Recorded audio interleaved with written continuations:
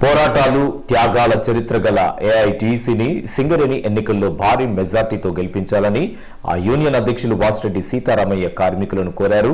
సర్కారు సంఘాన్ని ఆదరించి మరోమారు మోసపోవద్దని సూచించారు.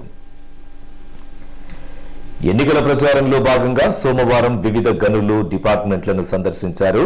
కార్మికులను ఉద్దేశించి మాట్లాడుతూ ఏఐటీసీ సాధించిన హక్కులను, కల్పించినటువంటి ప్రయోజనాలను వివరించారు.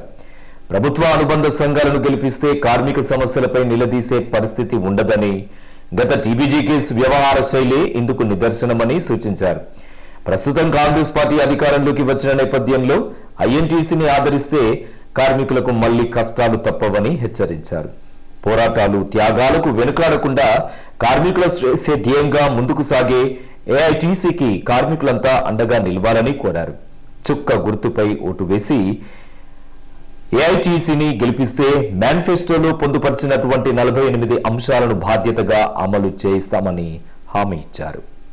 రాజీనామా చేసే చేతులు ఎత్తేసి మరి మేము కూడా 10 సంవత్సరాల నుంచి రికగ్నేషన్లో లేవు.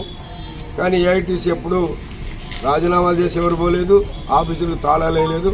భాస్కర్ రావు భవన్ గుర్తింపు సంఘం కానీ ఆఫీసు నడవలేదు. కానీ భాస్కర్ రావు భవన్ రెగ్యులర్గా తీసుంటుంది.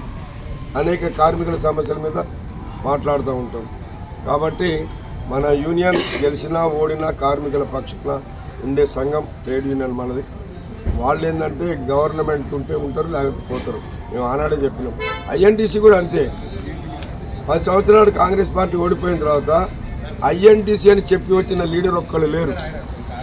వాళ్ళు కూడా టీబీజీ కేసులో చేరిపోయారు. సీనియర్ లీడర్తో సహా అందరూ టీబీజీ కేసులో చేరారు. ఇప్పుడు మళ్ళీ టీబీజీ ఓడిపోగానే మళ్ళీ ఐఎన్టీసీలో చేరుతున్నారు. అది జరగటం లేదు. ఇప్పుడు అవన్నీ పైరవీ సిస్టమ్ నడుస్తుంది తప్ప ట్రేడ్ యూనియన్ జరగటం లేదు. దయచేసి మీరు ఆలోచన చేయండి.